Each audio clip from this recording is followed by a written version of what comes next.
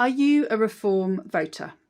If so, you probably believe that we should be taking back key public assets, things like water and energy, so that they can work for people and not for profit.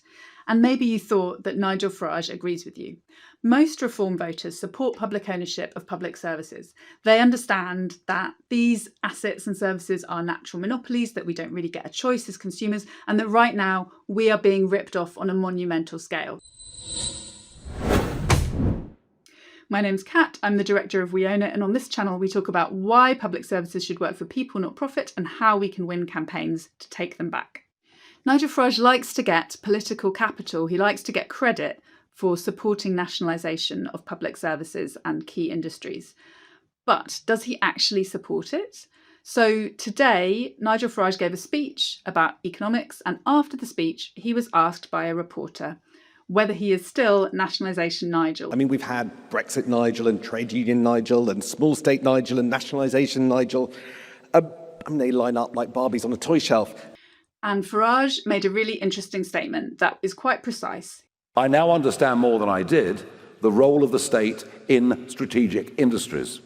Have I adapted over 30 years into believing that the country needs an industrial strategy? Yes.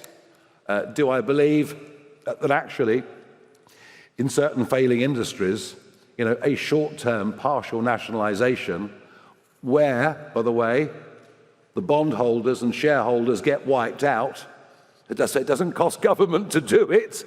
Yes. So that is a lot more of a caveat than he's ever given in the past. And it goes against what Reform have said in their manifesto. So here are 3 reasons why Farage is totally wrong in his definition of when he would nationalise industries.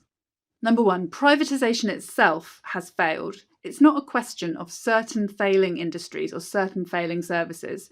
The whole experiment has failed. What we've seen for the past 40 years is that costs have gone up, quality has gone down, and we've lost accountability over things that used to belong to all of us. So the whole experiment has failed, and the idea that certain failing industries is a way to decide what to nationalise or not is just completely false. And you can see that if you look at the energy industry.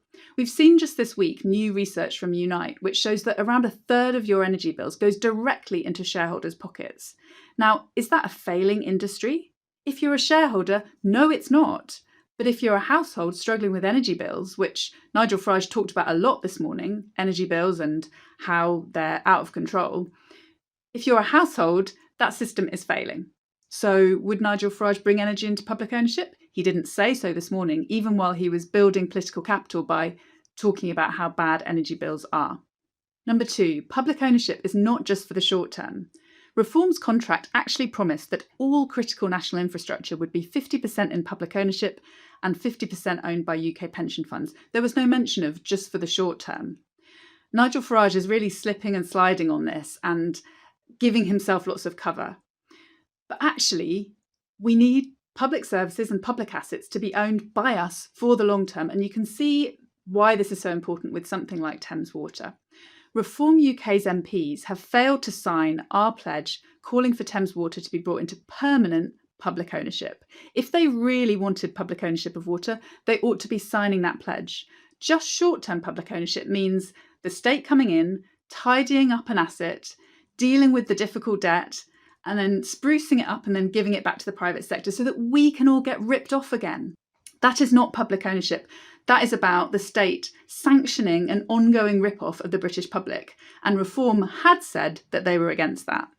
Number 3, you cannot make it a condition of public ownership that the shareholders and the bondholders get completely wiped out and that government doesn't have to pay a penny.